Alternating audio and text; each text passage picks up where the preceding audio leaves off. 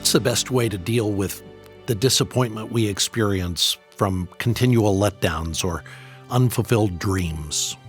Today on Truth for Life, Alistair Begg answers these questions by explaining how Joseph handled a long series of crushing blows. Our study is titled Lessons from the Dungeon, and we're in Genesis chapter 40.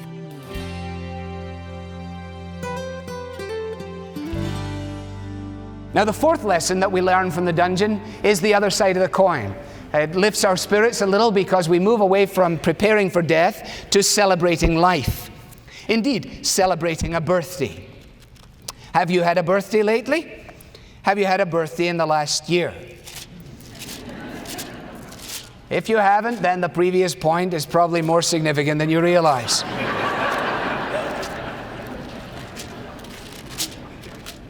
Goodness, it's over a year now and I haven't had a birthday.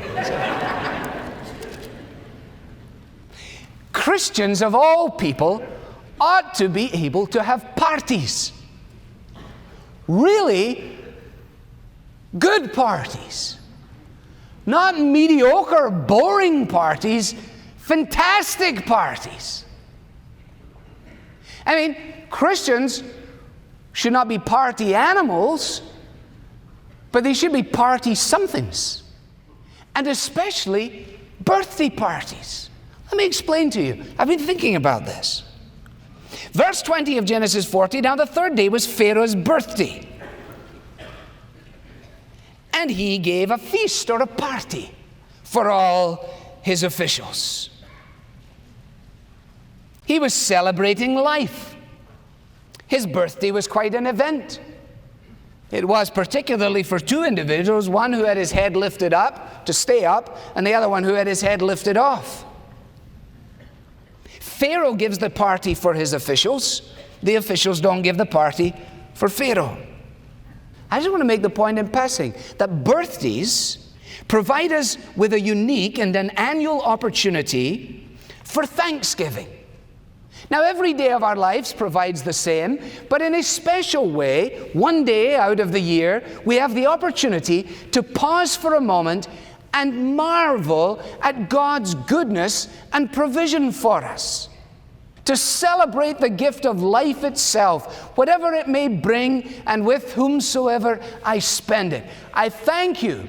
I thank you for my birthday. I thank you, in the words of the psalmist, that goodness and mercy has been following me all the days of my life. And I praise you on this anniversary day. An opportunity at the same time to praise and magnify our parents.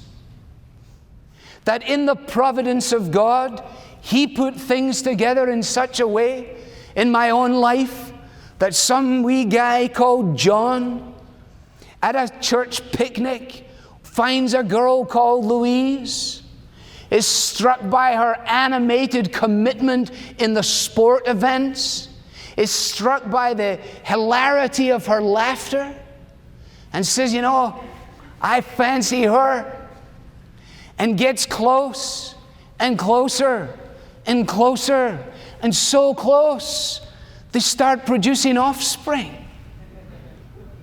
And so I get to have birthdays. I want them to know how thankful I am. Because the Solomon, in all of his wisdom, he makes this clear. Our parents are always worthy of our honor, says Moses in the Decalogue. But the word in Proverbs is also so wonderfully clear in relationship to this. Proverbs chapter 23 and verse 24. The father of a righteous man has great joy. He who has a wise son delights in him. May your mother and your father be glad. May she who gave you birth rejoice. Every day, but particularly on your birthday. To give cause to your parents to thank God for the provision that He has made in the gift of their children. So then on my birthday, to celebrate God's provision, to celebrate the joy of family life and the gift of my parents, and thirdly, to celebrate my friends, those whom God has given me in my life. Proverbs 17:17, a friend loves at all times, and a brother is born for adversity. You got one friend in your life, you're rich. You've heard me say that 50 times. I say it every time because I believe it. One friend. I'm not talking casual acquaintances. I'm not talking somebody who knows you or took a trip with you. I'm talking about one person with whom you can bare your soul and know that they won't turn it into a prayer chain request. To whom you can confess your sins and know that they won't take a megaphone and use it as an opportunity for public display. Before whom you can acknowledge your fears and your failures and your disquiets and your discouragements and know that they will get where you are. A friend loves at all times, and a brother is born for adversity. And on your birthday, be thankful if you've got a friend. 18:24 of Proverbs. A man of many companions may come to ruin, but there's a friend who sticks closer than a brother. Proverbs 27 and verse 6. Wounds from a friend can be trusted, but an enemy multiplies kisses.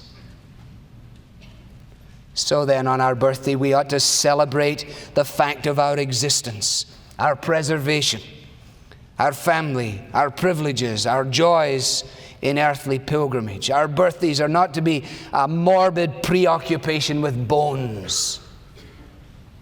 Let us be done with giving Hallmark any money for those silly cards that talk about, oh, well, now you're 40, you're on the way out. Oh, well, now you're 50, poor old guy. Oh, well, now you're 60, one foot on a banana skin, the other in the grave. Let the pagans send those cards. Let them buy those cards. Let us acknowledge on our birthdays the difference that Jesus makes to that day and to every day. Who was it sang the song? Some girl. It's my birthday and I'll cry if I want to, cry if I want to, cry if I want to, na na na na na na na. And that's pretty well it. On the one hand, oh, it's my birthday, you know. Look at this.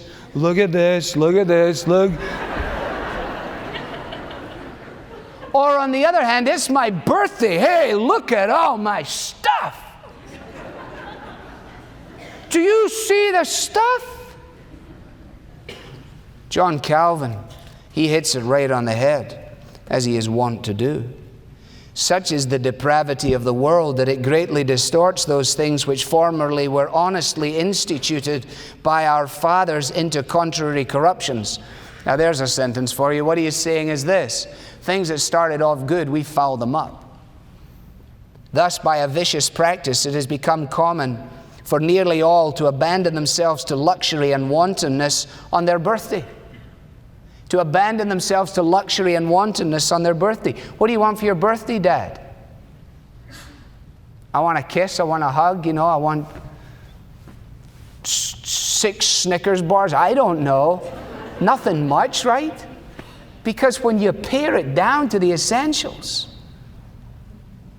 in short, they keep up the memory of God as the author of their life in such a manner as if it were their set purpose to forget Him. So we celebrate our birthdays as if we made ourselves when we know we didn't. To celebrate our birthdays in isolation from those who are nearest and dearest and closest and most to us, as if somehow or another they are now irrelevant with the passing of time. And we may even celebrate our birthdays in the absence of those who have been prepared to wound us for our good. And we're so silly as to go and get a crowd of people who would kill us with their kisses. That's a wee lesson then from the dungeon about how to have a happy birthday. Anybody's birthday today? Just asking. The second last lesson from the dungeon is a lesson on dealing with disappointment, dealing with unfulfilled hopes. Do you have things in your life that have been unfulfilled, desires and dreams you've had and hoped for? Certainly Joseph did. He knew that God was in control, but he flat out, frankly, wanted to get out of the dungeon. That's why in verse 14, when he had given the news to the cupbearer of the fact that he was going to be out of there in 3 days, he said, by the way, when you go, it'd be just a nice deal if you would mention to Pharaoh that I'm still stuck in here and see if you couldn't put in a good word for me, because I really was forcibly carried off. I haven't done anything to deserve being in here, and I'd like to get out of the dungeon. Now look at verse 23 of the chapter, the last verse of the chapter. The chief cupbearer, however, did not remember Joseph. He forgot him. Forgot him. I imagine that he left the dungeon, shook hands with everybody, said, thanks, it's been nice knowing you. I'm out of here. And had a wee greeting for each one of them. He grabbed Joseph by the hand. He said, Joseph, you can expect to hear from me. I listened to what you said. I heard you. I'm your man, Joe. Somebody said that to you about a business deal in the last 6 months? You're still waiting for the phone to ring? You're dating a guy in your college years, and he told you, I'm your guy. You can expect to hear from me. You never heard from him again. How do we deal with the disappointment of unfulfilled dreams? How do we deal with the disappointment that is caused by people who just flat out let us down? Because that's exactly what the chap did. And Joseph, if we would imagine the scene to any degree with accuracy, we can only assume that there was a great expectation in his heart. And that in the early days, after the cupbearer had been released, everybody that came rattling at the door of the dungeon would presumably lift the spirits within Joseph, and he'd be saying to himself, whoever it is that's coming round the bend, they'll be from the cupbearer, because I'm going to be out of here. If we advanced it into contemporary terms, he'd be saying, if the phone rings, don't touch it, it'll be for me. That'll be for me. And the first one wasn't, and the second one wasn't, and the third one wasn't, and a week passed, and 2 weeks passed, and a month passed, and 2 months passed, 3, 4, 5, 6, 7, 8, 9, and everybody in the dungeon, including Joseph, knew there's not going to be a call from the cupbearer. Well, it's one thing to be on the receiving end of such disappointment. It's another thing to be the initiator of such disappointment. We can all identify with this. People fail us and let us down. That is an axiom of life. Things that we think are going to go differently don't happen as we anticipate. Even the best of people prove to be a disappointment to us. And why would we be surprised? Because we in turn prove to be a disappointment to others. Alas, the project's incomplete. Alas, the unfulfilled promises. But what does it teach us?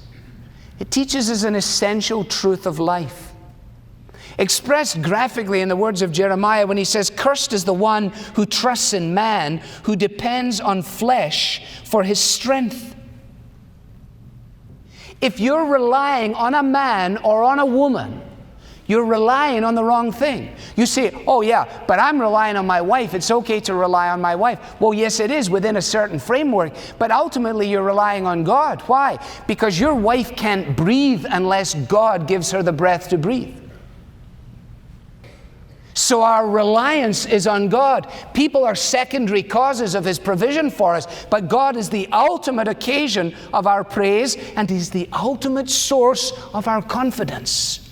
And any misdirection of our gaze will lead to great disappointment and great pain. And that is the only way in which, loved ones, you will be able to deal with undue criticism and that which comes your way.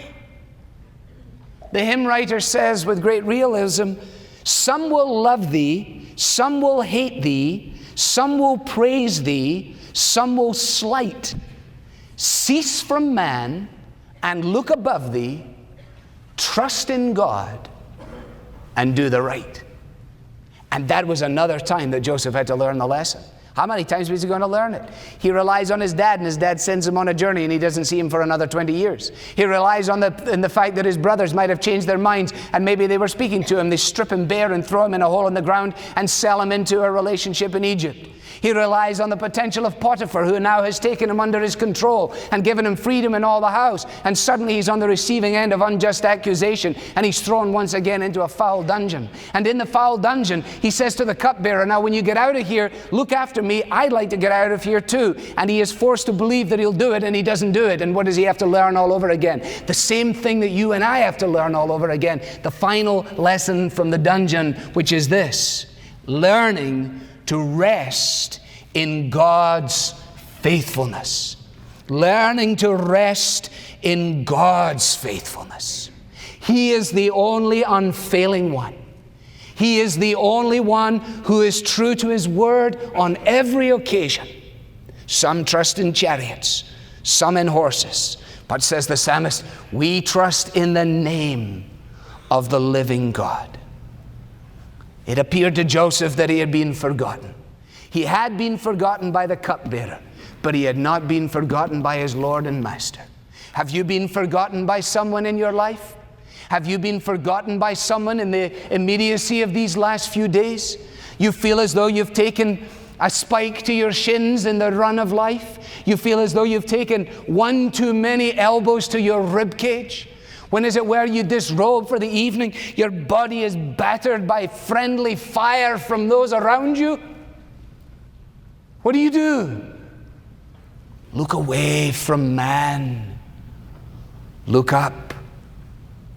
When you feel as though your prayers are like the guy's mailbox across the street who went on a trip and never told any of the neighbors, and it's just lying there day after day, going nowhere, meaning nothing. When you feel your prayers are just like that there is no answer, that you are forgotten. When you feel that you're straining at the oars in the lake of life, and the wind is against you, and the waves are rising, and the boat is tossing, what do? Well, I only know one thing to do. I go back to my Bible. It's the only thing I've got. And I go and I look up verses. And I look up this: the Lord is the everlasting God. That's good. The creator of the ends of the earth. He's powerful. He will not grow tired or weary. His understanding no one can fathom. He gives strength to the weary. Okay? And He increases the power of the weak. This is good. Even youths grow tired and weary, and young men stumble and fall. But those who hope in the Lord will renew their strength. They will soar on wings like eagles. They will run and not grow weary. They will walk and not be faint. Can, says the prophet, a mother forget the baby at her breast and have no compassion on the child she has borne? I flew from Texas in the evening in a row with 4 others, a mother and a father and 2 children, one of those ideal setups in row 23 on an MD-80. The only encouragement is the sound of the engine keeping going and the bathroom door banging and closing.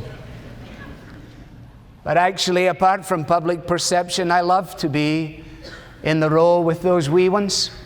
But in the row, there I was, starting to feel like an old man, realizing that I used to take trips and my girls were that size as well, and there was one about this size and one about that size.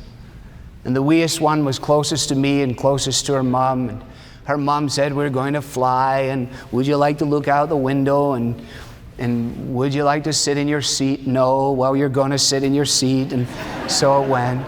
You know the whole thing.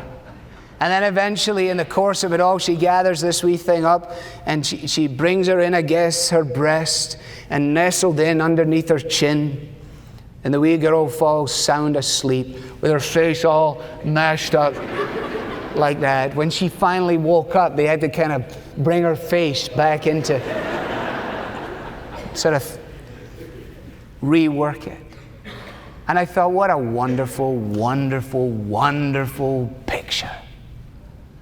She was going at 540 miles an hour in a steel tube at 35,000 feet above the ground, and she didn't have a care in the world. All she knew was that her mom was there, and she was with her mom, and her mom wasn't going to forget her. Wouldn't it be great to be loved by someone like that? To be loved in the way a mother loves her newborn child? The lesson, number 6, to rest in God's unfailing goodness.